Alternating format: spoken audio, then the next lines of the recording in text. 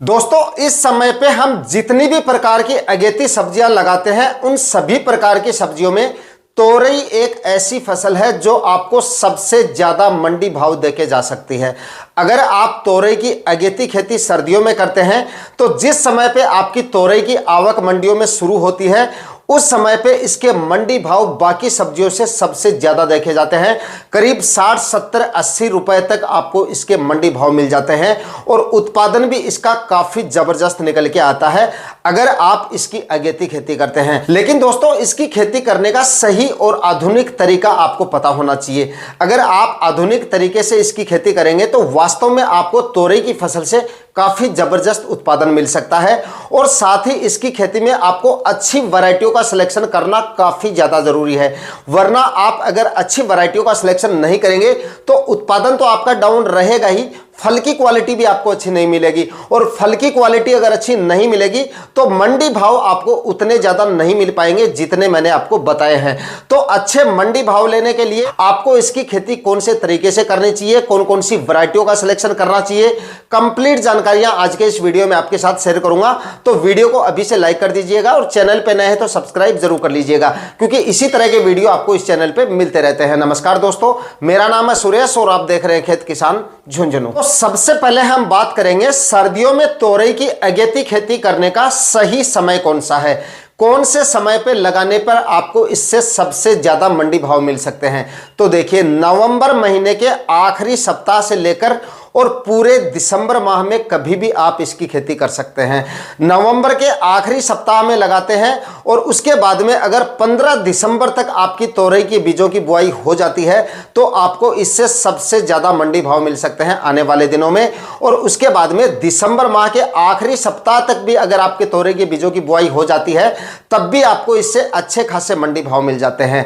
उसके बाद में वैसे तो आप जनवरी माह में भी इसकी अगेती खेती कर सकते हैं, 15-20 जनवरी तक आप इसकी अगेती खेती कर सकते हैं लोटनल विधि से। लेकिन मेरा यह मानना है कि 15 जनवरी के बाद में अगर आप लोटनल विधि से तोरई लगा रहे हैं तो इसमें मुझे कोई ज्यादा फायदा नहीं लगता है कि इसमें आपका उल्टा लोटनल का जो खर्चा है वो काफी ज्यादा हो जाएगा सिर्फ 10-15 दिन के लिए, क्योंकि 25 जनवरी के बाद में आखिरी सप्ताह जो होता है जनवरी माह का, उसके बाद तो हम वैसे भी तोरई की अगेती खेती जो है वो ओपन फील्ड में कर सकते हैं। तो जो किसान भाई लोटनल विधि से इसकी अगेती खेती करना चाहें वो 10 जनवरी से पहले पहले आप इसकी खेती कर लेंगे तो वास्तव में इससे आपको अच्छे खासे मंडी भाव मिल जाएंगे। जितना ज्यादा जल्दी लगाएंगे उतने ही अच्छे आपको इसके मंडी भाव मिलेंगे। तो लोटनल का अगर आप खर्चा कर ही रहे हैं तो मेरा यह मानना है कि आप दिसंबर माह के आखिरी सप्ताह से पहले पहले इसकी खेती कर लें, क्योंकि जनवरी में वैसे तो आप लगा सकते हैं लेकिन खर्चा अगर कर रहे हैं तो लेट आपको बिल्कुल भी नहीं करना चाहिए। तो इस समय के दौरान अगर आप तोरई की बीजों की बुआई कर देंगे तो आपको अच्छे खासे मंडी भाव मिल जाएंगे। उसके बाद में जनवरी के आखिरी सप्ताह से लेकर और पूरे फरवरी माह में कभी भी आप तोरई की बीजों की बुआई कर सकते हैं। दोस्तों, अब बात करते हैं सर्दियों में तोरई की अगेती खेती करने का सही तरीका कौन सा है, यानी कि इसकी अगेती खेती आपको कौन सी विधि से करनी चाहिए ताकि खर्चा आपका कम हो और उत्पादन आपको सबसे ज्यादा मिल सके। तो इस बारे में काफी किसान भाई कमेंट करके भी पूछते रहते हैं। उस टॉपिक को यहीं पे पहले मैं क्लियर कर देता हूं कि हमें तोरई की खेती अगर हम सर्दियों में कर रहे हैं तो इसके लिए हमें मंडप तैयार करना पड़ेगा या नहीं, यानी कि तारबास बंधाई जुगाड़ के द्वारा इसकी खेती करनी है या जमीन पे ही इसकी खेती हम कर सकते हैं। तो देखिए, अगर आप इसकी खेती गर्मियों के लिए कर रहे हैं, सर्दियों में तोरई लगा रहे हैं, तो आपको मंडप वगैरह तैयार करने की बिल्कुल भी जरूरत नहीं है। मंडप वगैरह तैयार हम उस सीजन में करते हैं, मतलब बारिश के सीजन में अगर हम तोरई लगाते हैं उस समय पे मंडप तैयार किया जाता है बारिश से, मतलब फसल को बचाने के लिए, क्योंकि उस समय पे हमारी जो बेल होती है वो जमीन पे रहती हैं। तो उस समय पे मॉइस्चर ज्यादा होने की वजह से और बारिश वगैरह ज्यादा होने की वजह से हमारे फल की क्वालिटी तो खराब होती है, उसके साथ साथ बेलों में भी काफी तरह के रोग वगैरह आ जाती हैं, गलन वगैरह की समस्या भी काफी ज्यादा उस समय पे देखी जाती है। तो उस वजह से तोरई के प्लांट को उस समय पे तारबांस पे चढ़ाया जाता है। साथ ही फल की क्वालिटी भी उस समय पे मतलब काफी अच्छी मिलती है तारबांस पे चढ़ाने की वजह से। लेकिन गर्मियों में आपको मंडप तैयार नहीं करना है, क्योंकि गर्मियों में अगर आप मंडप तैयार करेंगे, यानी कि अगर आप फरवरी में भी तोरई लगा रहे हैं और उस समय भी अगर आप मंडप तैयार करके तोरई को ऊपर चढ़ाते हैं तो लू की वजह से उल्टा आपकी तोरई का उत्पादन डाउन हो सकता है। अच्छा उत्पादन आपको नहीं मिलेगा। तो आपको सिंपल और साधारण विधि से ही, मतलब कि जमीन पे ही इसकी खेती करनी है। मंडप का आपको खर्चा करने की जरूरत नहीं है। अगर आप सर्दियों में इसकी खेती कर रहे हैं, भले ही आप चाहे जनवरी फरवरी में इसकी खेती कर रहे हैं। अब बात करते हैं जमीन की तैयारियों के बारे में। तो जमीन की तैयारियां शुरू करने से पहले सबसे पहले आपको डालनी है सड़ी हुई गोबर की खाद। 2 से 3 ट्राली 1 एकड़ के हिसाब से आपको यहां पे डालनी है। 2 से 3 ट्राली सड़ी हुई गोबर की खाद होनी चाहिए। कच्चा गोबर भूल के भी आपको नहीं डालनी है, वरना आपके प्लांट में फंगस वगैरह की दिक्कत आ जाएगी और फसल आपकी काफी हद तक प्रभावित हो जाएगी।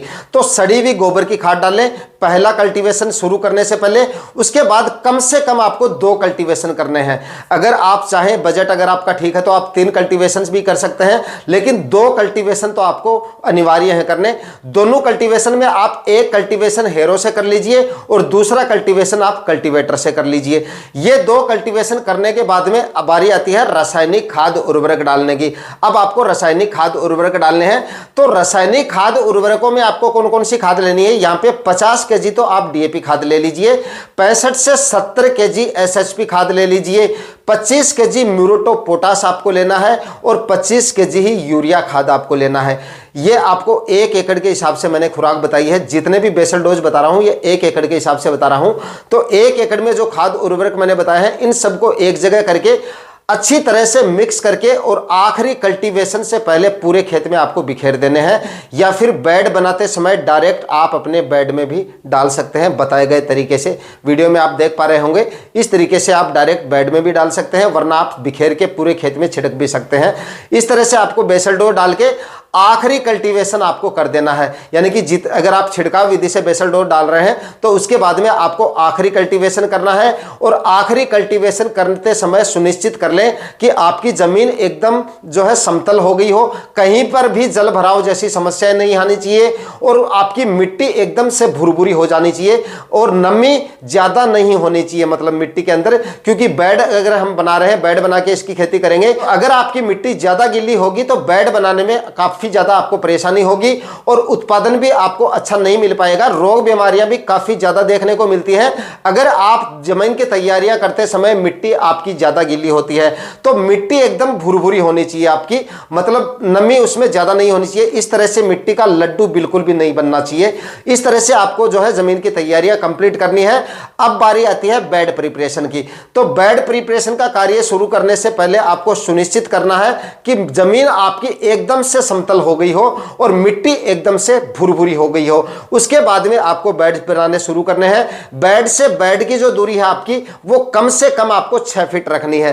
6 फीट की दूरी पे आपको बेड बनाने हैं। बेड की चौड़ाई कम से कम 3 फीट होनी चाहिए और बेड की जो ऊंचाई है वो 1 फीट होनी चाहिए। कम से कम 1 से 1.5 फीट की होनी चाहिए, लेकिन कम से कम 1 फीट आपको ऊंचाई रखनी है। दोस्तों, बेड प्रिपरेशन का कार्य कंप्लीट होने के बाद में बारी आती है प्लास्टिक मल्च और ड्रिप इरिगेशन की। जैसे ही आपके बेड प्रिपरेशन का कार्य कंप्लीट हो जाता है तो 16 mm की इनलाइन ड्रिप आप डालें और उसके बाद में प्लास्टिक मल्च आपको लगानी है। प्लास्टिक मल्च आप 20 से 21 माइक्रोन के प्लास्टिक मल्च से काम चला सकते हैं। इससे ज़्यादा हैवी प्लास्टिक मल्च आपको लेने की जरूरत नहीं है। ज़्यादा खर्चा करने की तोरी की फसल में ज़्यादा जरूरत नहीं है, क्योंकि ये ज़्यादा अवधि की लंबी फसल नहीं होती है। इस वजह से 20-21 माइक्रोन की प्लास्टिक मल्च इसमें काफ़ी है, ये आप लगा लीजिए। प्लास्टिक मल्च आपको सिंगल होल में लेनी है, जिगजैग होल में नहीं लेनी है। चाहे तो आप प्री होल में ले लें या फिर खुद होल निकाल लें आप। तो खुद अगर आप होल निकाल रहे हैं तो 1-1 फीट की दूरी पे आपको होल निकालने हैं, यानी कि सीड शोइंग जो होगी आपकी वो 1-1 फीट की दूरी पे होगी। लाइन से लाइन का डिस्टेंस आपका 6 फीट रहेगा और प्लांट से प्लांट का डिस्टेंस आपका 1 फीट रहेगा। लेकिन ड्रिप इरिगेशन की लाइन डालने के बाद में आपको प्लास्टिक मल्च लगाना काफी ज्यादा जरूरी है। काफी किसान भाई पूछते रहते हैं, कमेंट करके ही पूछते हैं, क्योंकि इसमें अगर आप प्लास्टिक मल्च लगा के इसकी खेती करेंगे तो खरपतवार भी आपको काफी कम देखने को मिलेंगे। बीजों का टेम्परेचर भी, बेड का टेम्परेचर जो है वो भी काफी अच्छे तरीके से मेंटेन रहेगा सर्दियों में, ताकि आपके बीजों का जर्मिनेशन भी काफी अच्छे तरीके से होगा और प्लांट की ग्रोथ भी आपको काफी अच्छी देखने को मिलेगी। उत्पादन भी आपको काफी शानदार मिलता है अगर आप प्लास्टिक मल्च लगा के इसकी खेती करते हैं। तो प्लास्टिक मल्च आपको लगाना है 20 से 21 माइक्रोन का। दोस्तों, अब मैं आपको यहाँ पे तोरई की 4-5 कुछ टॉप वैरायटियों के बारे में बता देता हूं जिनका आपको इस समय पे चुनाव करना है। ये 4-5 जो वैरायटियां बताऊंगा काफ़ी शानदार और काफ़ी अच्छी वैरायटियां हैं। इनमें से जो भी वैरायटियां आपको मिल जाए उन वैरायटियों का आप सिलेक्शन कर सकते हैं। इन सब वैरायटियों से उत्पादन भी आपको काफ़ी शानदार मिलेगा और फलों की जो क्वालिटी मिलेगी आपको इनकी, वो आपको काफ़ी शानदार मिलेगी। इस वजह से आपको मंडी भाव भी काफ़ी शानदार मिल जाएंगे। तो देखिए, नंबर 1 पर आप ईस्ट वेस्ट कंपनी की नागा वैरायटी आती है, सबसे अच्छी और सबसे शानदार वैरायटी है। तो अगर आपको ये वैरायटी मिल जाती है तो आप इस वैरायटी का सिलेक्शन कर सकते हैं और कोई वैरायटियों के बारे में आपको सोचने की जरूरत नहीं पड़ेगी। अगर आपको ये मिल जाती है तो आप इसी वैरायटी का सिलेक्शन कर लीजिए, काफ़ी शानदार और काफ़ी अच्छी वैरायटी है।